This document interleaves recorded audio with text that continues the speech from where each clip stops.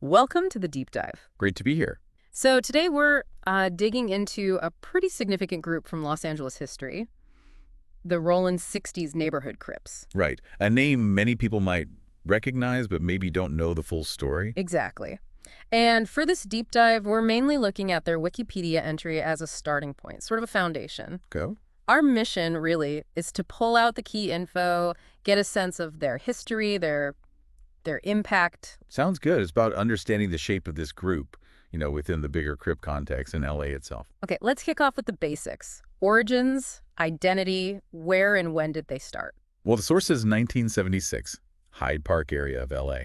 1976. Yeah. And they kind of grew out of another Crip set, right? Not from scratch. That's right, yeah. Evolved from the West Side Crips, specifically. So there's a lineage there.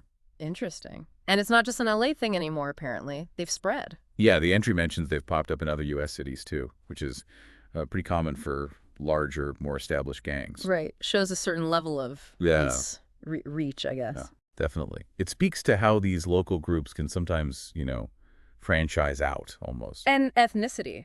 The source notes they're predominantly African-American. Yes, which is important context for understanding their formation back in the 70s, considering the social landscape of LA at the time. Absolutely. Ties into broader historical factors, potentially. For sure. Things like economic conditions, community issues. Yeah. They often play a role in how these groups form and grow. Let's talk numbers. The size is kind of staggering. Estimated 1,600 members. Yeah, around that figure, according to the source. That makes them one of the largest Crip gangs, certainly one of the largest in LA. Wow.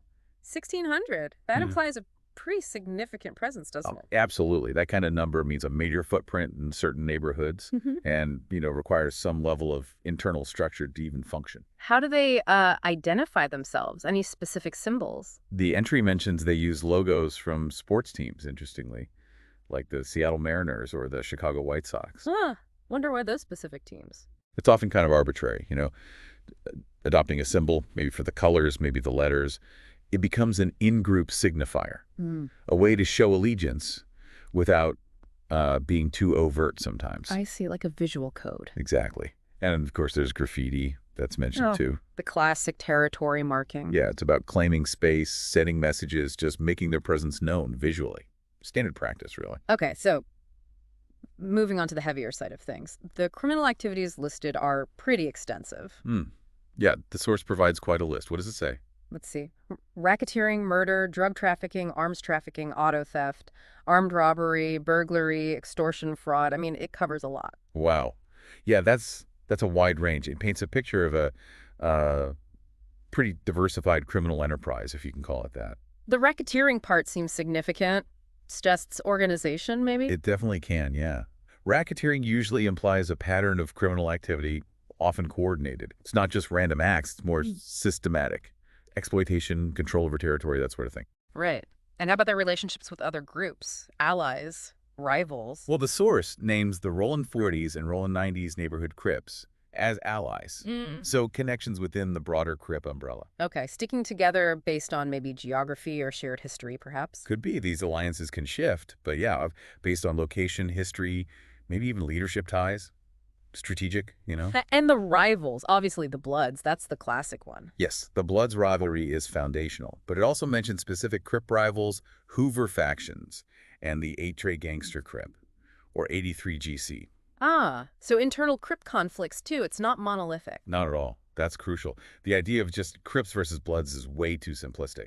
These internal rivalries, like with the Hoovers or 83 GC, can be incredibly violent and significant. It really shows the fragmentation. Okay, let's look at some specific incidents mentioned. The 1984 murders involving Kermit Alexander's family. That's just awful. Yeah, truly horrific. And the detail that it was apparently mistaken identity. Targeting the wrong house, it just highlights the brutal randomness, the spillover effect of this violence onto innocent people. Exactly. The human cost is immense, and that case really drives it home. The ripple effects are just devastating. Then, a few years later, 1988, the death of Karen Toshima, an innocent bystander in Westwood Village. I remember that. That incident really brought gang violence into the sort of mainstream public consciousness in L.A., didn't it? Yeah, because it happened in Westwood, outside the areas people maybe stereotypically associated with gang violence at the time. Right. It shattered some illusions, definitely increased public fear, and calls for action. A real turning point in public perception. Moving to the 90s, 1992, the killing of Keith Stone Thomas, described as a Crip kingpin. His funeral seems like it was a moment of reflection. Apparently so. The source quotes a youth worker, Chilton Alphonse, who was there. Right, what did he observe? He noted a change. He felt it used to be more like a family, the Rollin 60s, but by 92 he was hearing younger members questioning if it was really worth it. That suggests some internal shifts, maybe disillusionment setting in. Potentially, yeah. Or maybe the motivations were changing. A shift away from that older sense of solidarity towards Yeah. something else, maybe more purely about business or survival. It's an interesting observation. And then jumping forward, a 2004 news report calls them the largest black criminal street gang in the city of Los Angeles. Yeah, just reinforcing that point about their size and enduring presence.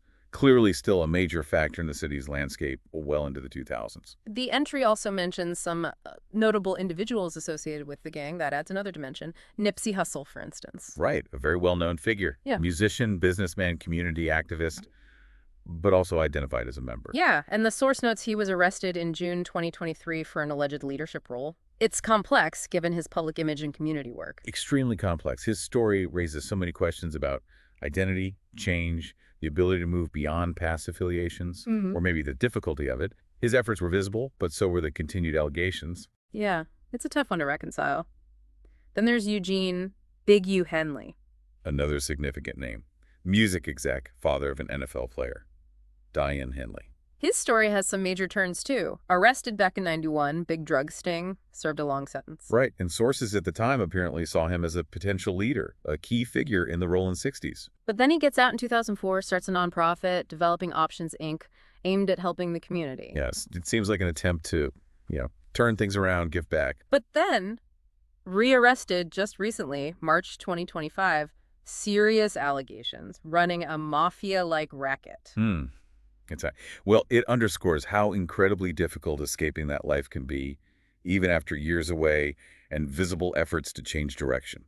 The pull, the network, maybe it's just too strong sometimes. Seems that way. It speaks to the persistence of these structures. It really does. Raises questions about recidivism and the systemic factors involved. And one more name mentioned briefly, Keita Rock. Not much detail, but noted as having a Rollin 60s tattoo and speaking at Keith Stone Thomas's funeral. Right.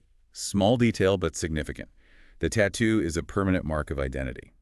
And speaking at a leader's funeral like Stone's, that signals respect, status, continued allegiance within that world. So, wrapping this up, looking back at everything from the Wikipedia source, the Rollin 60s are clearly a major long-lasting force in LA. Almost 50 years now. Yeah, a long history marked by, the criminal activities we listed, tragic violence, but also these really complex individual stories. Absolutely. The source paints a picture of a group that's evolved internally, faced challenges, and had members whose lives went in wildly different directions. We've seen the origins, the scale, the rivalries, the impact, and these figures like Hussle and Henley who really complicate the narrative. It's not a simple story. Definitely not. Which brings us to, I guess, a final thought for our listeners. When you consider this whole history, the violence, the community ties, and then these individuals, some doing community work, others facing new allegations, what does it really tell us? Yeah. What does it say about how individual choices interact with these really powerful social forces? The environment, the history, the group dynamics within something like the Rollin 60s. It's that interplay, isn't it, between the person and the structure? Something complex to think about. For sure. A lot to chew on there. Well, that's our deep dive for today. Thanks for joining us.